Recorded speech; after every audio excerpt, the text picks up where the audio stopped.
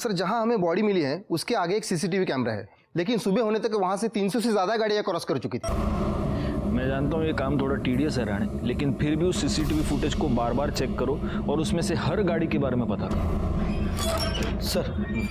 Sir मैंने suitcase के बारे में पता करने की कोशिश की पर पता नहीं चला क्योंकि वो पुराना सूटकेस था। कोई मिसिंग कंप्लेंट? नहीं सर, अभी तक तो नहीं। हमने उसकी फोटो सर्कुलेट की है और हम सारे पुलिस स्टेशन में पता कर रहे हैं। सर बॉडी की पोस्टमार्टम देखो। रिपोर्ट से पता चलता है कि वो बॉडी एक लड़के की है।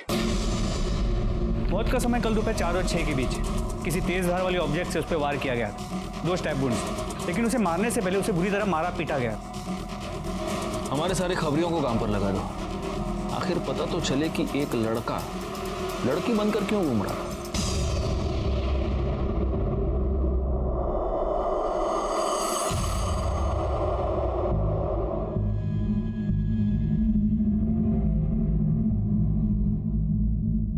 और कल रात से आई भी नहीं है वो।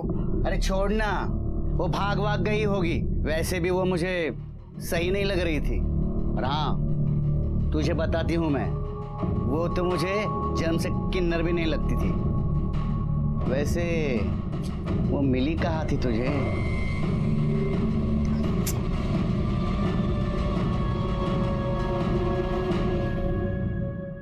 सर, ये आपसे मिलना चाहती है। बैठिए। साहब वो परसों से मेरी दोस्त रेशमा लापता है और उसी दिन से उसका फोन भी बंद आ रहा है। रेशमा की कोई फोटो है आपके पास? है ना साहब? साहब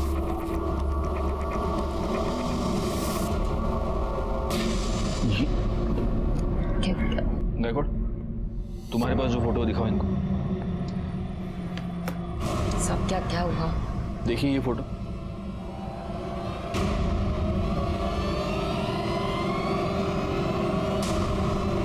हमें कल ये लाश तालाब के पास मिली है।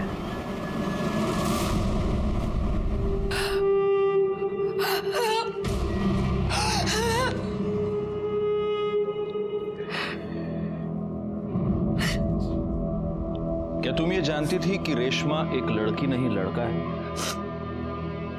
जी साहब, उसका नाम रमेश था। वो मुझे शूट पर मिला था, पैसों को लेकर बहुत परेशान था, इसलिए हमारी टोली में आ गया था। इसका घर कहाँ है? नहीं पता साहब, पर इतना पता है कि उसके घर में उसकी आई, बाबा और एक छोटा भाई है। किसी से कोई दुश्मनी, कोई लड़ाई? नहीं पता साहब। नहीं, हैरानी की बात है गायकवाड़, मजबूरी में एक अच्छा खासा पढ़ा लिखा लड़का किन्नर बन जाता है। ये रमेश के कॉल रिकॉर्ड्स, इस कॉल रिकॉर्ड के हिसाब से आखिरी कॉल किसी प्रदीप की थी। मोबाइल लोकेशन भी प्रदीप के घर के आसपास की बता रहे हैं। गायकवाड़, इस प्रदीप को उठा लो। रेशमा को कैसे जानते हो? सर क्या हुआ, आप ऐसे क्यों पूछ रहे हैं?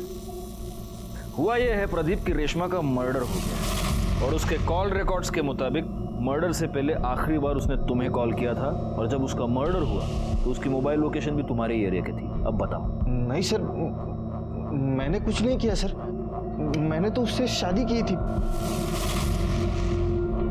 शादी? हाँ सर। एक मर्द के साथ शादी? क्या? नहीं सर, रेशमा तो एक किन्नर थी, मैंने उससे शादी की थी। पंडित जी ने मुझसे कहा था कि मेरे ग्रह नक्षत्र काटने के लिए एक किन्नर से शादी करनी पड़ेगी, इसलिए मैंने उससे शादी की थी और शादी के बाद वो चली गई सर। तो शादी के बाद ऐसा क्या हो गया कि उसका मर्डर कर दिया? पैसे को लेकर प्रॉब्लम हो गई? क्या हुआ? नहीं सर, बिल्कुल नहीं सर। उसने मुझे कहा था कि शादी करने के बाद तुम्हें मुझे 2 लाख रुपया देना पड़ेंगे। मैंने उसको 2 लाख रुपये दिए भी थे। सर मेरा अगर झूठ लग रहा है तो आप पंडित जी से पूछ लीजिए, सर वो थे वहां पे।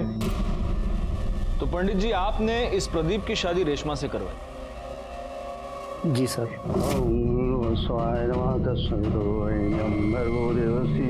और शादी की विधि संपन्न होते ही मैं भी वहां से चला गया और रेशमा भी मेरे पीछे पीछे चली गई थी। हाँ सर, वो रेशमा मेरे घर से निकल गई थी सर, फिर मुझे पता नहीं वो कहाँ चली गई। उसके मोबाइल लोकेशन के मुताबिक काफी देर तक वो तुम्हारे एरिया में ही थी। पता नहीं सर, सच बोल, कहीं ऐसा तो नहीं कि तेरा उसके साथ किसी बात से झगड़ा हो गया और तूने उसका मर्डर कर दिया? नहीं सर, सर मैं क्यों झगड़ा करूं उसके साथ? सर वो लोग तो ऐसे ही छोटी छोटी बात पे आपस में लड़ते झगड़ते रहते थे। सर एक बार तो मेरे रेस्टोरेंट में ही मेरे कस्टमर के साथ उनका झगड़ा हुआ था। सर विपुल भाई नाम है उनका। सर सच कह रहा हूँ सर, वो विपुल भाई ने भी एक बार मारा था रेशमा को। तेरे रेस्टोरेंट में सीसीटीवी कैमरा है? जी हाँ सर। राणे, चला घेऊन जा और उस दिन का सारा सीसीटीवी फुटेज निकालो। चलो। और पंडित जी, इसके बाद अगर ऐसे ऊट पटांग उपाय किसी को बताए तो अंधविश्वास फैलाने के जुर्म में उठा के अंदर डाल दो। जाइए। आई रे, तेरे पास गाड़ी है? हाँ सर है। जा। Thank you sir. गायकवाड़, इस प्रदीप के कॉल रिकॉर्ड्स और मोबाइल लोकेशन निकलवाओ। और एक और बात, इसके पास जो भी गाड़ी है, हमें वो जो गाड़ियों का सीसीटीवी फुटेज मिला है उसके साथ मैच करके देखो। सर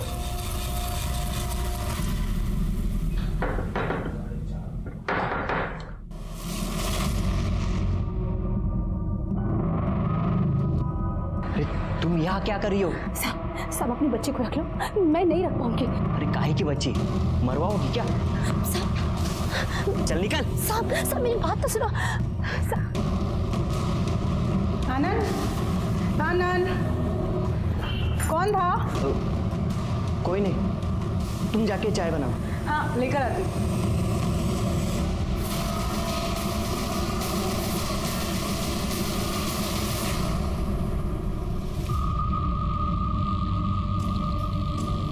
ये चांद, रेशमा और नाज, इनका आपस में रिश्ता कैसा था? अरे क्या साहब, इनका तो हमेशा ही कुछ ना कुछ लगा रहता है। चाचा देना रे।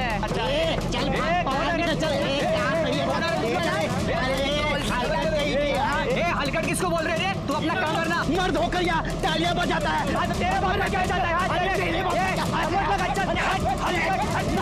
और ये जो चांद भी है ना, ये नकली किन्नरों से बहुत चिढ़ती थी। और रेशमा और नाज ये भी आपस में लड़ते थे? अरे काहे का झगड़ा साहब, इनके तो बीच चुम्मा चाटी लग रही थी, मैं खुद कई बार देखी। चांद भी?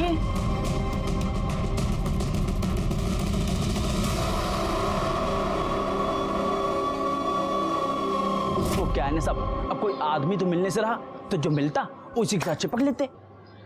शुक्रिया। तो तुझे नकली किन्नरों से बड़ी प्रॉब्लम है? हा? क्यों नहीं होना चाहिए क्या साहब? एक तो भगवान ने हम पर अन्याय किया, वो क्या कम है कि ये मर्द लोग हमारी तरह तालियां बजाकर पैसे कमाते हैं, हमारे पेट पर लात मारते हैं। गुस्सा तो आएगा ना साहब? गुस्सा तो आएगा, सही। अब ये रमेश भी एक नकली किन्नर था, तो जाहिर है तुम्हें रमेश पर भी बहुत गुस्सा आता होगा। नहीं, ये कुछ बोली नहीं मुझे, लेकिन मैं इससे बोली कि उसका कहीं टाका भिड़ा है लड़की के साथ, लेकिन ये मानने कुछ तैयार नहीं थी। हाँ। कौन लड़की? वो साहब क्या बोलूं आपको मैं।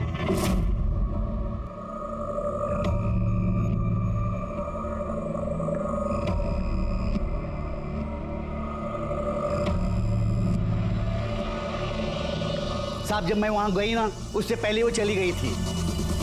वो अगर मिलती ना तो वहीं के वहीं उसका सच झूठ खुलवा देती। हाँ। तो नाज, तुम्हें यह पता चल गया था कि रमेश का किसी के साथ चक्कर चल रहा था, किसी लड़की के साथ, तो गुस्सा तो तुम्हें भी आया होगा, क्योंकि तुम्हारा और रमेश का अफेयर चल रहा था। नहीं साहब। झूठ मत बोलो, मेरे पास गवाह है। जी साहब, मेरे को बुरा लगा था। और इसी वजह से जब रमेश और प्रदीप की शादी हुई तब तुम प्रदीप के घर के बाहर रमेश का इंतजार कर रही थी। रमेश जब बाहर आया तब तुमने उसका मर्डर कर दिया। नहीं साहब, मैंने उसे नहीं मारा।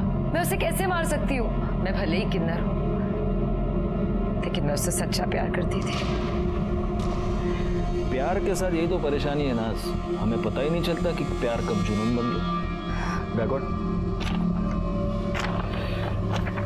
तुम्हारी मोबाइल लोकेशन, इससे ये साफ पता चलता है कि जब रमेश और प्रदीप की शादी हो रही थी तब तुम प्रदीप के घर के बाहर ही थी। अब सच बोलो। नहीं साहब, मेरे को जब चांदनी ने बताया तो बहुत बुरा लगा मेरे को।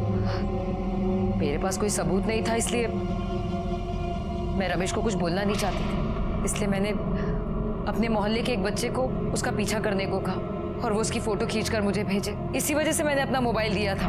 कौन बच्चा? गुड्डू। गुड्डू। उस दिन तुम रेशमा का पीछा करते हुए प्रदीप के घर तक गए थे, फिर तुमने वहां क्या देखा? तुमने रेशमा को उस घर से बाहर निकलते हुए देखा? मैंने देखा नहीं, मैंने थोड़ी देर इंतजार किया, फिर मैं खेलने चले गया। खेलने चले गए? चलो जाओ, अब भी जाके खेलो, जाओ, ले जाइए इसे।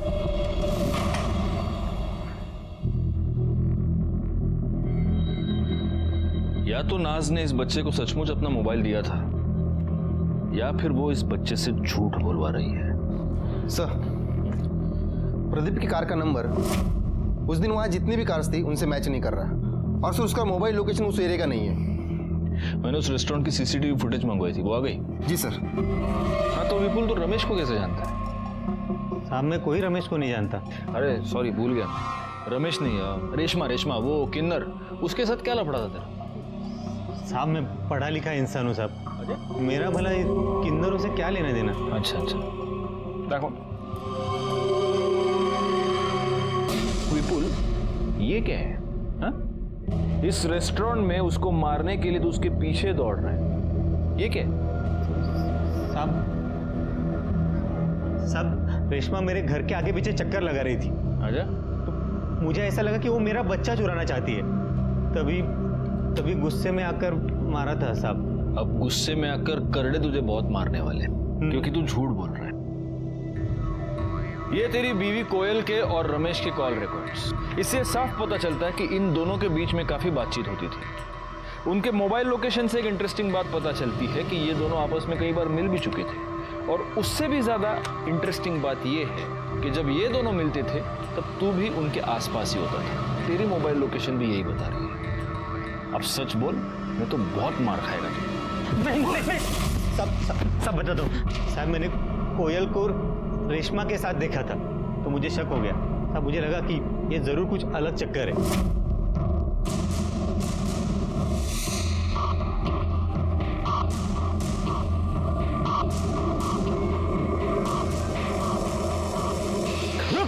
रुक। देख भाई, जानता हूँ तेरा मेरे बीवी के साथ कुछ तो चल रहा है। देख, मुझे नहीं जानना वो तेरे जैसे के साथ क्या कर रही है। प्यार करता है उससे? बोलना, प्यार करता है उससे? बोल। हाँ तो लेके जा, हाँ लेके जा उसको, मेरे को नहीं चाहिए वो। देख 3 लाख रुपए दे और लेके जा, समझा? अब मुझे लगा कि वो पैसा लेकर आएगा, लेकिन बाद में पता चला कि वो मर गया। मर नहीं गया, तूने उसे मार दिया। तू बहुत दिनों से उसके पीछे पड़ा था। जब वो 2 लाख रुपए लेकर तेरे पास आया, तूने पैसे लिए, तूने उसको मार दिया और तूने उसकी बॉडी तालाब के पास डंप कर दी। नहीं साहब, मैंने कुछ नहीं किया साहब, मैंने नहीं मारा उसको। जब तक ये सच नहीं बोलता, इसको फोड़ते रहो। साहब मैंने कुछ नहीं किया। इसकी मोबाइल लोकेशन रिकॉर्ड के मुताबिक ये कभी उस एरिया में नहीं गया जहाँ में रमेश की लाश मिली थी। तो क्या हुआ? हो सकता है कि मर्डर के वक्त अपना फोन घर पे छोड़ के गया। इस कोयल को बोलो। ले रानी यहाँ सोएगी और मैं खाना बनाऊंगी, है ना? अरे बाप रे बाप।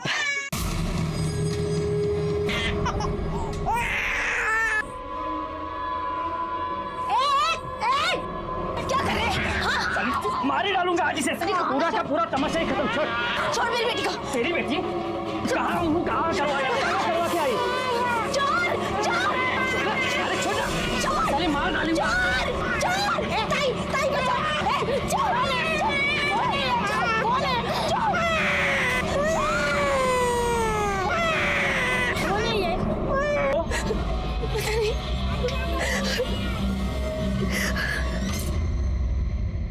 तुम रेशमा को कैसे जानती हो? सर रेशमा नहीं, रमेश। शादी से पहले से ही मैं उसे प्यार करती थी। कोयल सुन, एक बार मेरी बात सुन। देख, मेरी बात तो सुन, मैं तुझे समझा रहा हूँ। क्या सुनूं? बाबा मेरी शादी करवा रहे हैं। प्लीज कोयल, मुझे थोड़ा टाइम दे दे। देख, मेरा एक रोल फाइनल होने वाला है। ये मैं कब से सुन रही हूँ। मैं बाबा को अब और नहीं रोक सकती। सर फिर मेरी शादी हो गई, लेकिन फिर वो मुझे दिखा जब मेरा बेटा हुआ था। सर मैं आपको बता नहीं सकती कि उसे वैसे वहां देखकर मुझ पे क्या गुजरी थी। सर वो मेरे पीछे पड़ गया था। वो चाहता था कि मैं सब कुछ छोड़कर उसके साथ चलूं। मैं तुझसे बहुत प्यार करता हूँ, नहीं रह सकता तेरे बिना। देख, मैं सब कुछ छोड़ दूंगा, बस तू एक बार हाँ कह दे। तो कहीं ऐसा तो नहीं कोयल कि रमेश ने तुम्हें इतना परेशान किया कि तंग आकर तुमने उसे मार डाला या फिर मरवा दिया?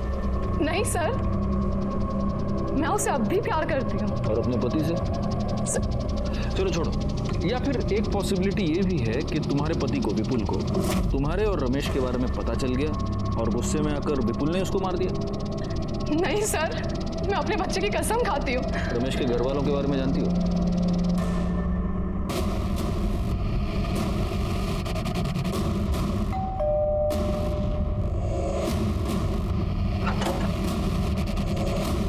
कहिए। हम रमेश के बारे में आपसे बात करना चाहते हैं। बाबा, ये रमेश भैया के बारे में कुछ बात करना चाहते हैं। हम किसी रमेश को नहीं जानते। देखिए, आपके बेटे रमेश का मर्डर हो चुका है।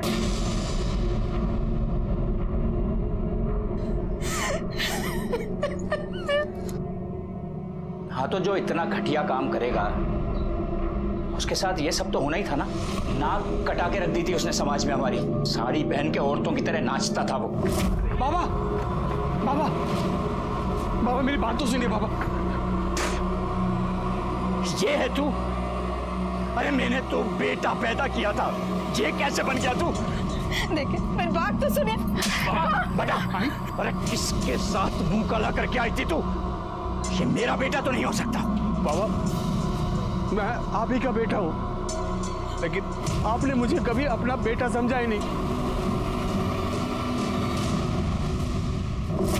उन लोगों में शामिल हो गया था वो, और ये बात ऐसी नहीं है जो बहुत दिनों तक छुपती। एक ना एक दिन सबको पता चलना ही था। कहीं ऐसा तो नहीं कि इसी बेइज्जती के डर से आप ही ने उसका मर्डर कर दिया? भाई शपथ, कई बार लगा कि अपने हाथों से उसकी जान ले लूं, फिर लगा कि उसे मारकर खुद को सजा क्यों दूं, सिर्फ इसलिए बच गया वो। भैया बहुत अच्छे थे, उन्हें ना बड़ा हीरो बनना था, लेकिन उनके सपनों ने उनकी जान ले ली। एक आदमी को किन्नर बनने पे मजबूर कर दिया। गायकवाड़, इन सब के कॉल डिटेल्स निकालो। क्या करूं मैं? बोल, खुद मर जाऊं या तुझे मार दूं? क्या करूं?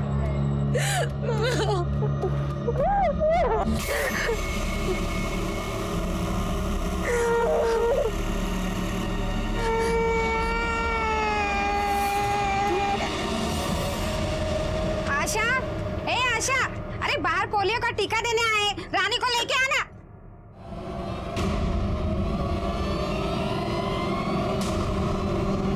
आशा, आशा।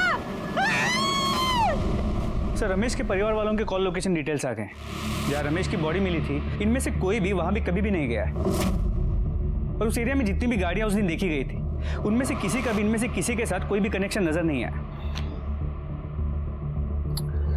नाज और चांद की मोबाइल लोकेशन भी उस एरिया की नहीं है।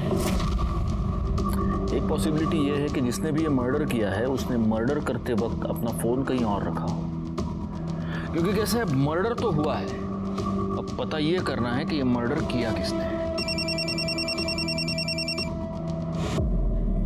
हाँ बोला क्या?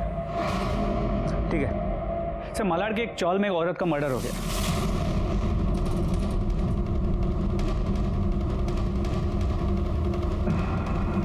हटिए, चला चला आगे, चला आगे, जा चलो भैया, आगे चल रहे।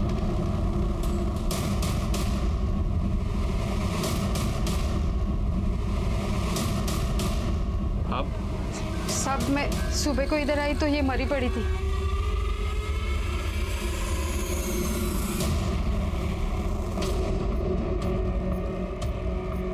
गला काट कर मारा गया है और गले का सारा खून सूख गया है, तो हो सकता है कि ये मर्डर कल रात को हुआ। रात को आपने किसी को यहाँ पे आते जाते देखा था? नहीं साहब। क्या नाम क्या है इसका? आशा, अपनी बच्ची के साथ यहाँ रहती थी साहब। बच्ची? तो बच्ची कहाँ है? बच्ची नहीं थी इधर, लेकिन मुझे लगता है ना इसका पति शंकर ने इसको मारा होगा। वो इधर आया था, 3 साल से उसको हम लोग देखा भी नहीं। आशा पहले दूसरे चाली में रहती थी, जिधर मैं रहती थी। मैं इधर आई तो इधर रहने को आई। इसकी बच्चे की उम्र क्या है? 8-9 महीने। इसका ये पति शंकर, ये कहाँ मिलेगा? होएगा उधर ही पुरानी चाली में।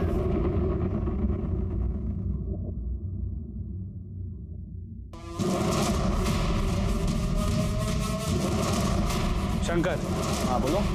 तू ये, हाँ खड़े मसला। अरे साहब क्या करे साहब? साहब कुछ नहीं किया मैंने। साहब कुछ नहीं किया।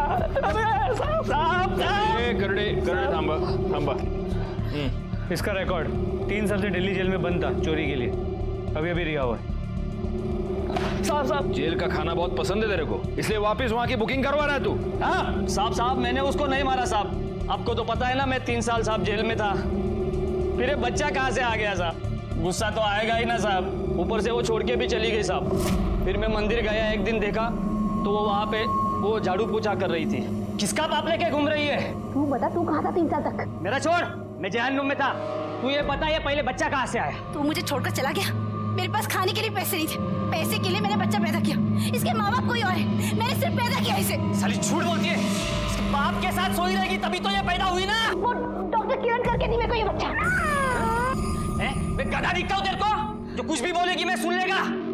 अब तो ना तू बचेगी ना तेरी ये बेटी। छोड़ छोड़। रुक साले, भागती का है, रुक। फिर पता नहीं साहब वो कहाँ भाग गई। मैंने उसका बहुत पीछा किया। मैं उसके वो नए चाली में भी गया, लेकिन वहाँ पे साहब उसने बोला कि मैं चोर है। और इसलिए रात को उसके घर में घुसकर तूने उसका मर्डर कर दिया और बच्ची को भगा कर ले गया। बता बच्ची किधर है, बोल। सब सच में मुझे मालूम नहीं है साहब। मालूम नहीं? डॉक्टर किरण को बोलो आणि करडे खरं बोलत नाही तोपर्यंत फोडून टाकायला। साहब कुछ नहीं किया। डॉक्टर ये बच्चे का क्या चक्कर है?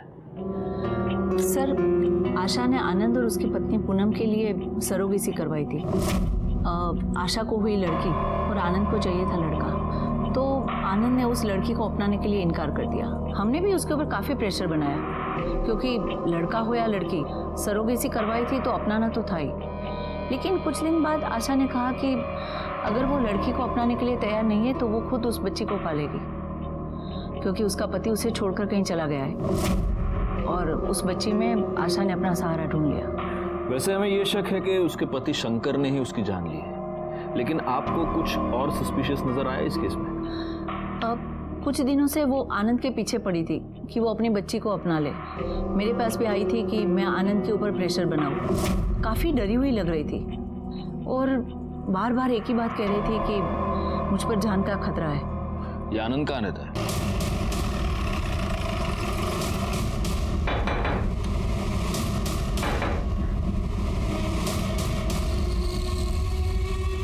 आनंद। Yes sir. आप आशा को जानते हैं? इससे पहले कि आप ना कह दें, मैं आपको एक बात बता दूं, हम डॉक्टर किरण से मिलकर ही यहां पर आए हैं। जी सर, जानता हूं। आशा का मर्डर हो चुका है। डॉक्टर किरण ने हमें यह बताया कि आशा पिछले कई दिनों से आपके पीछे पड़ी थी कि आप अपने बच्चे को अपना लें। कहीं ऐसा तो नहीं कि इससे परेशान होकर आप ही ने आशा को मार दिया? सर ये क्या बात कर रहे सर आप? आनंद कौन है?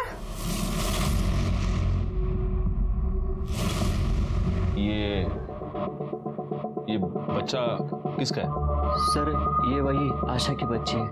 क्या? हाँ सर, इन्होंने तो कई बार मना कर दिया था बेटी के लिए, उसके बाद तो हम बच्चा नहीं कर पाए। मैं कई बार गई थी आशा के पास इस बच्ची को देखने के लिए।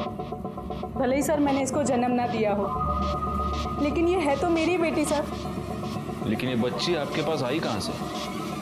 वो सर कल रात को मैं आशा के घर गई थी।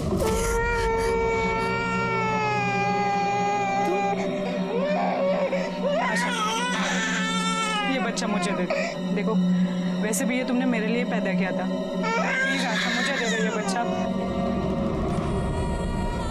अगर मेरी मजबूरी ना होती तो इसे मैं अपने से कभी अलग नहीं करती।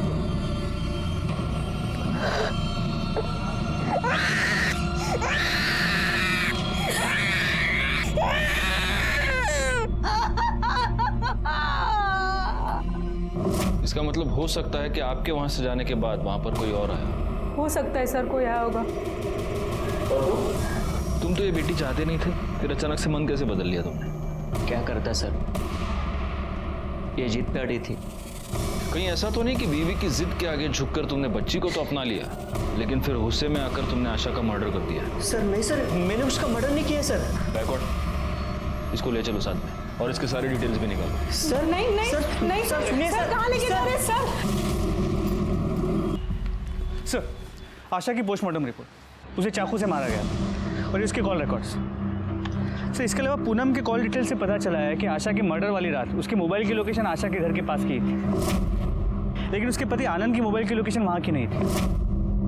हो सकता है इस आनंद ने बड़े प्लानिंग के साथ आशा का मर्डर किया हो और इसलिए वो मर्डर करते समय अपना मोबाइल अपने घर पे ही छोड़ के गया था।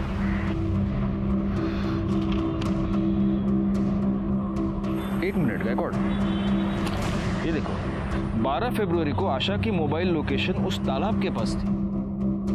उसी तालाब के पास हमें 13 फरवरी को रमेश की लाश मिली थी। तो आपको क्या लगता है ये दोनों केसेस कनेक्टेड हैं? चेक करने में क्या जाता है, एक काम करो, इन दोनों केसेस से रिलेटेड सारे कॉल डिटेल्स, सारे मोबाइल लोकेशंस दोबारा चेक करो। हो सकता है इन दोनों में कोई कनेक्शन हमें मिल जाए।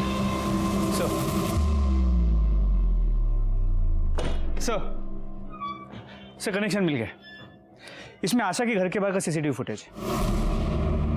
हाँ सर ये सर आशा के मर्डर वाले दिन आशा के चौल के पास एक गाड़ी देखी गई है और ये सेम कार रमेश के मर्डर वाले दिन उस एरिया में भी देखी गई थी। आरटीओ से पता करो ये गाड़ी किसके नाम पर रजिस्टर्ड है। ऑलरेडी पता कर लिया, मनोहर काले। तुम रमेश और आशा को कैसे जानते हो? सर मैं तो इन दोनों को नहीं जानता। अगर तुम इन दोनों को नहीं जानते तो उस दिन 12 फरवरी को तुम्हारी गाड़ी उस एरिया में क्या कर रही थी जहां से हमें रमेश की डेड बॉडी मिली? उस दिन तो उसने मुझसे कार मांगी थी ना, उसकी गाड़ी खराब थी। किसने?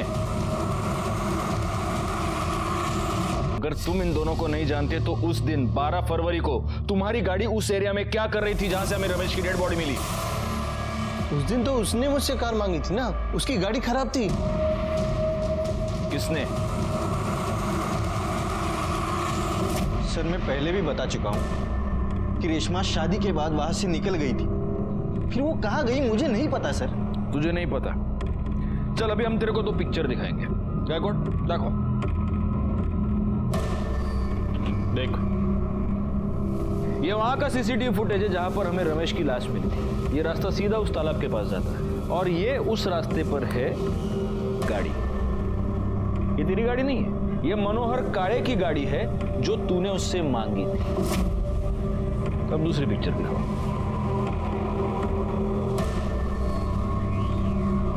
देख, ये आशा के चौल, मेरे को नहीं, इधर देख, आशा के चौल के बाहर की सीसीटीवी फुटेज। यहां पर भी तेरी गाड़ी मौजूद है। तेरी मतलब मनोहर काळे की गाड़ी जो तूने उससे मांगी थी। जहां पर हमें रमेश की डेड बॉडी मिली वहां पर भी ये गाड़ी, आशा के चौल के बाहर भी ये गाड़ी, और उसके बाद आशा की भी मौत हो गई। अब बोल। नहीं सर, ये सब बताता हूँ सर। मुझे लगा था कि रेशमा भी नाज और चांद जैसी ही है, इसलिए मैंने उससे शादी कर ली थी। उसके बाद पंडित जी वहां से चले गए, फिर रेशमा भी जाने लगी, तब मैंने उसे रोक लिया। एक मिनट रेशमा, हाँ तू कहाँ जा रही है? शादी हो गई? शादी हुई है, अभी तो सुहागरात भी बाकी है। क्या सुहागरात? हाँ, सुहागरात की कहाँ बात हुई थी? ये देख, मेरा मंगल बहुत भारी है और पंडित जी ने मुझे साफ साफ कहा है कि जब तक मैं सुहागरात न मना लूं तब तक मेरे ग्रह नहीं कटेंगे। और मैं आज तेरे साथ सुहागरात मनाऊंगा ना, तब जाके मेरी कल ज्योति से शादी हो सकती है। ज्योति से तेरी शादी हो ना, लेकिन मैं ये सब नहीं कर सकती। पागल है क्या? 2 लाख रुपए तेरे मुंह देखने के दिए क्या मैंने? छोड़। हाँ छोड़। क्या कर रहे हो? ये देख, मेरी रस्म पूरी होनी चाहिए। साला तो आदमी है। हाँ तो फिर इसीलिए तो बोल रहा नहीं हो सकता है सब। देख तेरे कारण मेरी ज्योति के साथ शादी नहीं हो सकती है। क्या समझी तू? अरे सब खराब कर दिया तूने मेरा। पंडित जी ने मुझसे पहले ही कहा था कि अगर तुम्हारी किन्नर से शादी नहीं हुई तो दूसरे दिन तुम्हारी ज्योति से शादी नहीं हो सकती। जब मुझे पता चला कि वो किन्नर नहीं है तब मुझे बहुत गुस्सा आया। और सर मैं ज्योति से बहुत प्यार करता था, इसके लिए सर मैंने मार दिया। तूने आशा को क्यों मारा? उसने मुझे रेशमा की लाश फेंकते हुए देखा था।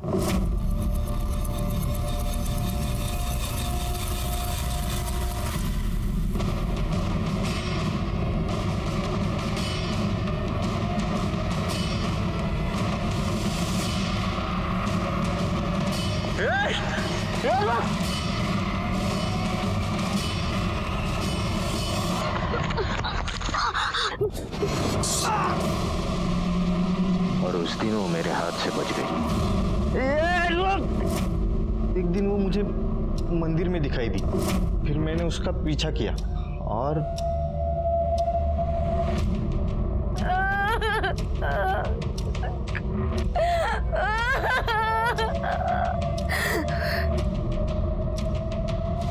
अपने अंधविश्वास की वजह से तूने 2 लोगों की जान ले ली। अब जिंदगी भर जेल में सड़ेगा तू। बैकवर्ड चार्जशीट फाइल करो और उठा के डाल दो इसको अंदर। प्रदीप को रमेश और आशा के मर्डर के जुर्म में सजा मिली, केस सॉल्व हो गया। लेकिन इस केस में सोचने वाली बात यह है कि अपने हालात से हार मानकर जब रमेश ने किन्नर बनने का फैसला किया तब क्या उसे अपने इस डरावने अंत की दस्तक नहीं मिली थी? अपना लोग, अपनी दुनिया, अपने परिवार से मुंह मोड़कर वो एक ऐसी दुनिया का हिस्सा बन गया जिस दुनिया के बारे में वो कुछ भी नहीं जानता था। वो नाज से प्यार करने लगा था, इसमें कोई भी बुरी बात नहीं थी। लेकिन अपनी हकीकत से मुंह मोड़कर इतना बड़ा कदम उठाने से पहले उसे ये सोच लेना चाहिए था कि कुछ रास्तों पर चलकर वापस आना बहुत ही मुश्किल होता है। खैर, मैं सीनियर इंस्पेक्टर राजेश यादव आपसे विदा लेता हूँ। दोबारा मिलूंगा, तब तक सतर्क रहिए और देखते रहिए क्राइम पेट्रोल दस्तक, क्योंकि मकसद बताना नहीं, बचाना है। जय हिंद।